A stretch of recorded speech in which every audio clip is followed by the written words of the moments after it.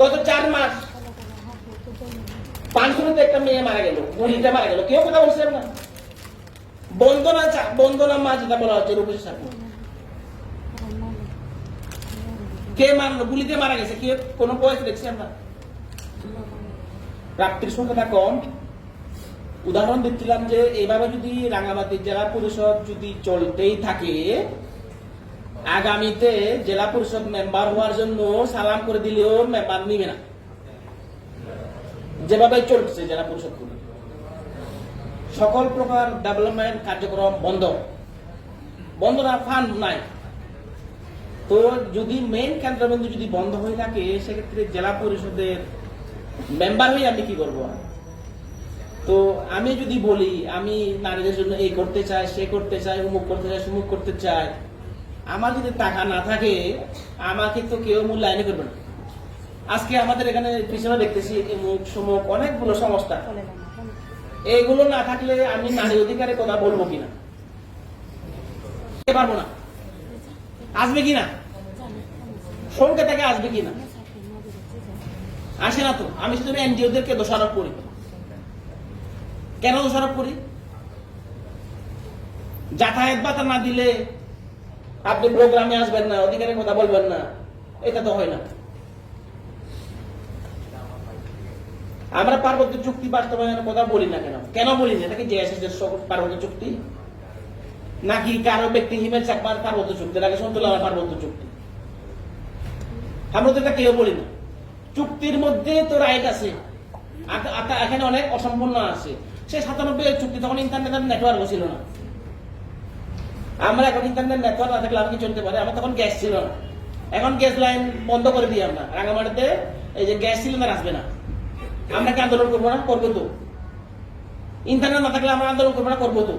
চুক্তির মধ্যে কিছু লেখা আছে যে ইন্টারনেট না থাকলে আন্দোলন করা যাবে না, গ্যাস লাইন না আসলে আন্দোলন করা যাবে না। তো আমরা চুক্তি বাস্তবায়নের জন্য আমরা কেন কথা বলি না? কেন কথা বলি না আমরা? যদি প্রয়োজন হয় আরো চুক্তি বাস্তবায়ন আর একটা করতে হবে, অসুবিধা নেই। এই এলাকার মানুষের সাথে, এই এলাকার পাহাড়িদের সাথে, বাঙালিদের সাথে এটা আবার আরেকটা করবে, আর অসুবিধা কি? সরকার দেবে।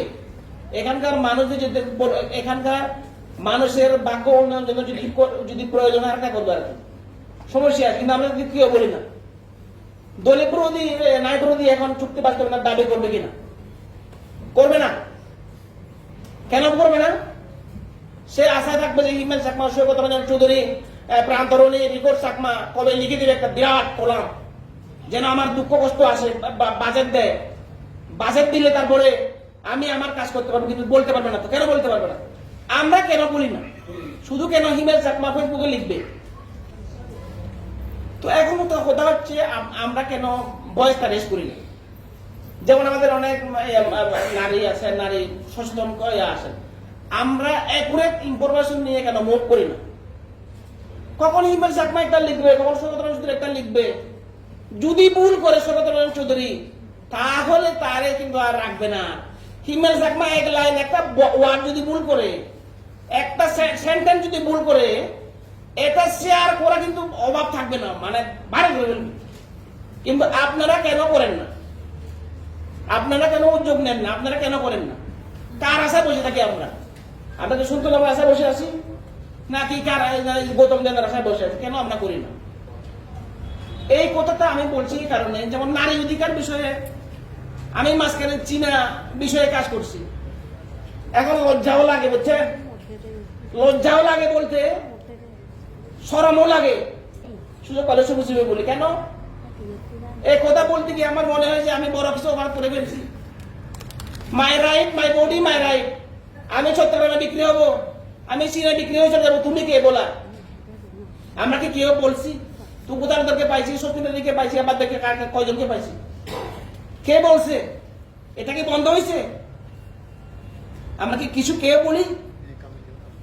বলি না তো। আমরা তো কেউ বলি, বলার জানার চেষ্টা করছি কিনা? কোন এনজিও সংস্থা আমাকে বলছি কিনা হিমেল আপনি তো নারী অধিকার নিয়ে, আমরা অনেক প্রোগ্রাম, আপনাদের প্রোগ্রাম আছে, আপনি একটা আছেন, আমার প্রোগ্রামে আছেন, আপনি যে এতদিন ধরে ইনভেস্টিগেশন করছেন, নারী যে চীনের নারী পাচার হচ্ছে, বিভিন্ন ধরনের পত্রিকা বেঞ্চে দেশে বিদেশে আলোচনা সৃষ্টি হচ্ছে, আপনার ইনভেস্টিগেশন কে আমাদেরকে শোনান না? কে বলছে কিনা NGO একটু সচেতনতা আমাদের ভয়েসটা রেজ করতে হবে। যদি ভয়েসটা রেজ কখন করব, আমরা একটু ইনভেস্টিগেশন করে প্রত্যেকের হাতে ইন্টারনেট আছে, মোবাইল আছে, আমরা কেন করি না? গত 4 মাস পানশুরুতে একটা মেয়ে মারা গেল, গুলিতে মারা গেল, কেউ কথা বলছেন না? বন্দনা মা যেটা বলা হচ্ছে রূপের সাথে কে মারলো, গুলিতে মারা গেছে, কে কোনো বয়স দেখছি আমরা? কে তার দোষটা কি ছিল? তার কোনো দোষ? এখানে নারী সংগঠন গুলো আছে, তারা কি করছে? কোনো কথা বলছে না। এটা হয়তো অনেকে মাইন্ড করতে পারে, আসলে দুঃখ কষ্ট করতে পারে, বা তাকে ইন্ডিকেট করছে কিনা। নো, এটা হচ্ছে তার নিজেকে আত্মসমালোচনা করতে। আমি নিজের বিবেকের কথা বলছিলাম। এটা কারো নিজের উপর নেবেন না, কথা বলুন। নিজেকে আত্মসমালোচনা করতে চাই, আমি নিজেকে অপরাধী মনে করতেছি। আমি তো কেউ কিছু বলি না। দর্শনটা অপরাধ নাকি হত্যাকাণ্ড, কোনটা বেশি অপরাধ? আমরা কেন বয়সটা রেস করি? কেন? হয় আমরা যদি একজন আব্দুর রহিম ওখানে লঙ্গুদু করলে স্কুলে র্যাপ করবে, আমরা রাঙামাটি পুরো মিছিল হয়ে গিয়ে আঁটবো না, মানে তারপরে ওইদিকে হবে আমরা চুপ করে থাকবো? হলো এটা? আমাদের সাম্প্রদায়িকতার দৃষ্টিভঙ্গিটা সরে যেতে হবে। আমাদের সাম্প্রদায়িকতা, আমরা অনেক পিছিয়ে গেছি সাম্প্রদায়িক করে। এটাকে পুঁজি করে অনেকেই মানুষ লাভবান হয়েছে, জেলা পরিষদের মেম্বার হয়েছে এখন সাম্প্রদায়িকতা পুঁজি করে। আমরা কি পাইছি? সাম্প্রদায়িকতা এটা বাদ দিতে হবে, এটা বাদ দেওয়া দরকার। আমরা সবার কথা বলবো। কিছুদিন আগে আমার পাশে হেডম্যান আছেন দাদা, এই যে একটা ঘরের কথা হচ্ছে, আমার জীবনটা হুমকির মুখে পড়ছে এমন অবস্থা। তার মৌজাতে একটা ঘর পড়ে গেছে, মন্টু সাকমার ঘর। আমরা গেছিলাম, একজন সাংবাদিক হিসেবে গেছি, আমি পাহাড় হিসেবে জানি ওই এলাকায়। একজন সাংবাদিক হিসেবে গেছি আমি, গিয়ে দেখি তো পরিবেশটা সম্পূর্ণ ঠিক আছে। এটা যেভাবে হিউমার শোনানো হয়েছে, পাহাড়ি বাংলাদেশ বিবেক বাড়ানোর চেষ্টা করা হচ্ছে। তো এটা কি আসলে দরকার? যত পারে কেউ বাঙালিকে পাইছে, সুযোগ পাইছে বলছে, বা বাঙালিকে কিভাবে দমে মানে ইয়ে করা যায়।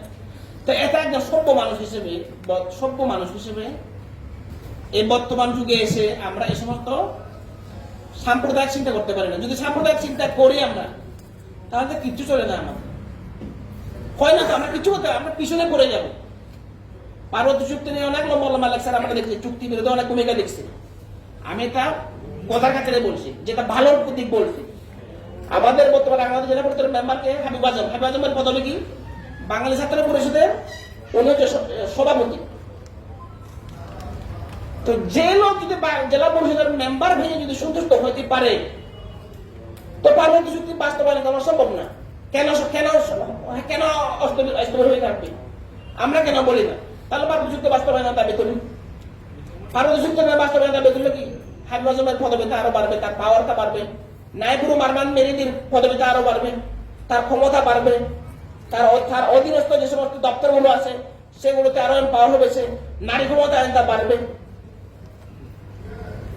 যদি নাইপুর মারমান মেরি যদি ক্ষমতায়ন হয়, সে যদি তার অধিকারটা পায়, চুক্তি যদি বাস্তবায়ন হয়, নাইপুর মারমান মেরিদের ক্ষমতা পাওয়া মানে তো পুরো আমাদের নারীদের ক্ষমতা পাওয়া নাকি? তো আমরা কেন সেটা বলি না? আমরা পরে আশা করি আমার সদস্য পদ কালকে চলে যাক, আমার সাংবাদিকতা কালকে চলে যাক, আমার মেম্বার কালকে পদে চলে যাক। আমি 30,000 টাকার 35,000 টাকার লোভে আমরা পদ ধরে থাকবো না। আমার সাংবাদিকতা কালকে চলে যাক, আমি বলবো, প্রতিবাদ করবো আমার কথা। আমি আমি বাংলাদেশের জন্য বলছি, এখানকার শান্তির জন্য বলছি, সম্প্রীতির জন্য বলছি এই কথাগুলো। এটা বাংলাদেশকে দোয়ানোর জন্য না। বাংলাদেশ কেন সুন্দর হয়, বাংলাদেশ কেন আরো সুন্দর একটা সম্প্রীতির, একটা বহুত্ববাদের বাংলাদেশ হয়, সেটার জন্য আমার সমস্ত করে কথা বললাম। ধন্যবাদ।